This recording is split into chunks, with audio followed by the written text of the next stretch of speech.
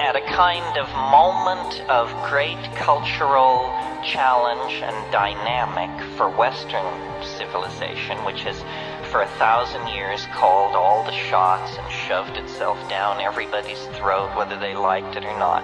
In the last 100 years, through the science of anthropology and ethnography and ethnomedicine and botany, the news has arrived that these quote-unquote primitive people are in fact master technicians of journeying into a world of the neurological imagination, a world we didn't even know exists, a world that is as distant to us as the world at the heart of the atom is from the rainforest fisherman.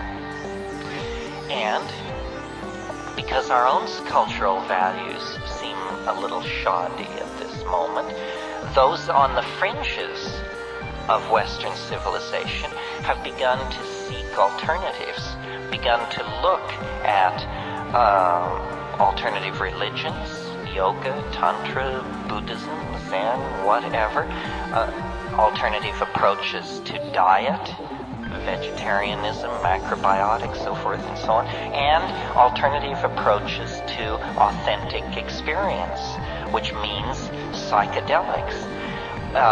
In the early stage of psychedelic involvement, everyone was sort of flying under the banner of hands-on Freudianism or hands-on Jungianism. You know, we're going to see those archetypes. We're going to confront those sexual repressions. We're going to journey into those traumatic childhood memories. Now, it's understood, I think, that those metaphors were fairly inadequate, and that actually we stand on the brink of an unexplored landscape of planetary size.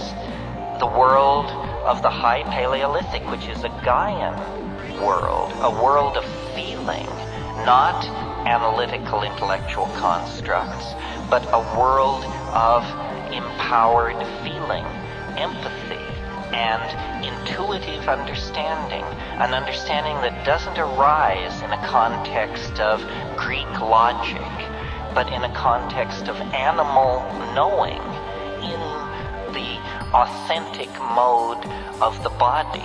So, just to bring it all around here, the great exhibit, which we must always keep in front of ourselves and our critics, is the mystery of the human mind and body.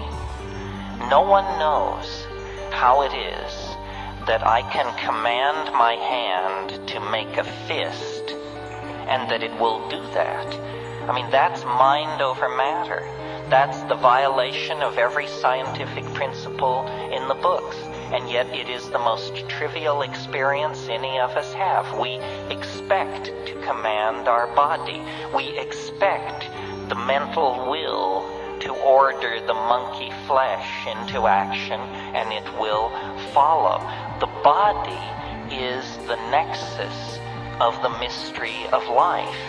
And our culture takes us out of the body and sells our loyalty into political systems, into religions, into inanimate objects and machines, collections, so forth and so on.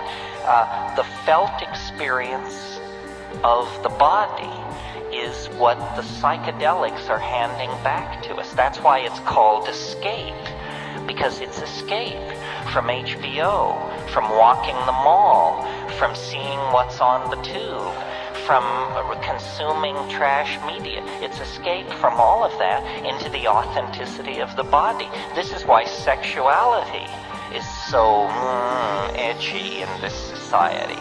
They'd make it illegal if they but could figure out how. It's the one drug they can't tear from our grip, and so they lay a guilt trip about it. But sexuality and psychedelics, by carrying us back to an authentic sense of the body, carry us back to the domain of authentic values. And more the message that people are getting as they avail themselves of the psychedelic experience is that it is not a journey into the human unconscious or into the ghost bardos of our chaotic civilization. It's a journey into the presence of the Gaian mind, that the earth is a coherent whole. It is a thinking, feeling, intending being, that in terms of our value structures, it would be foolish to image as anything other than female. And when cultural values created by male dominance and science and linearity and so forth and so on, when those values are dissolved, what is waiting there is this incredibly poignant experience of matrix, what James Joyce called the mama matrix, most mysterious, nothing more than our bodies and the earth out of which our bodies came.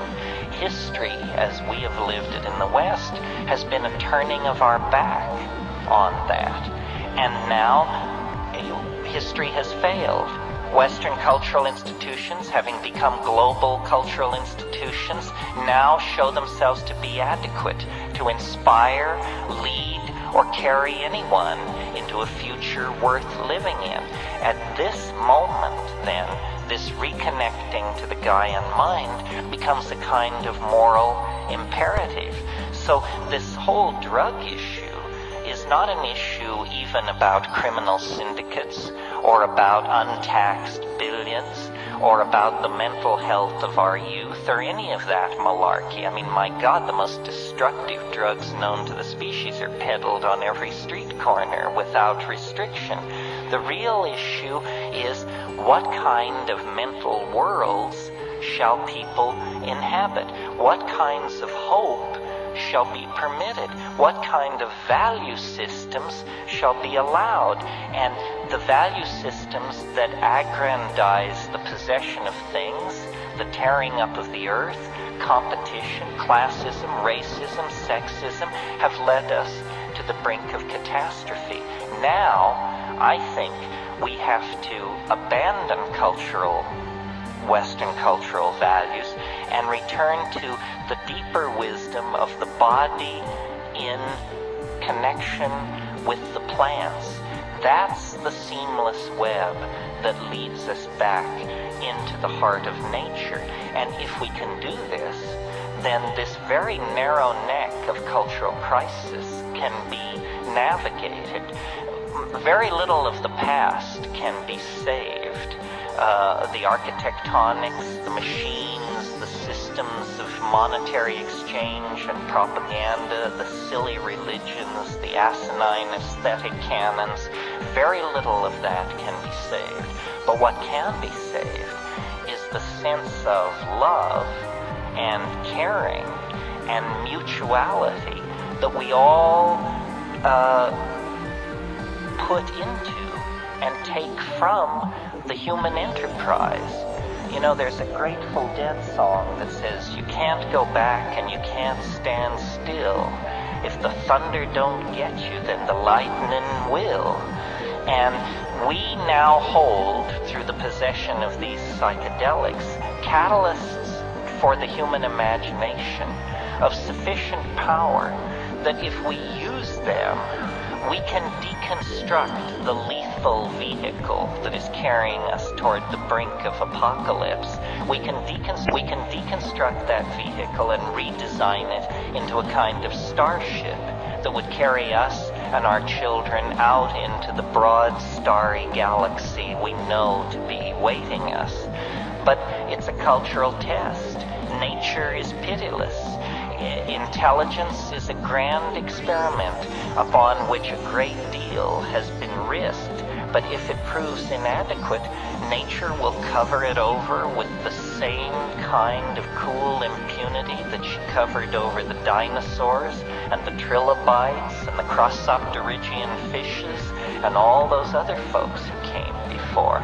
So what we must do, I think, is see our future in the imagination, catalyze the imagination, form symbiotic relationships with the plants, affirm archaic values, and spread the good news that what is out of control, what is in fact dying, is a world that had become too top-heavy with its own hubris, too bent by its own false value systems, and too dehumanized to care about what happened to its own children. So I say, good riddance to it. Bring on the archaic revival, and let's create a new world. That's it. And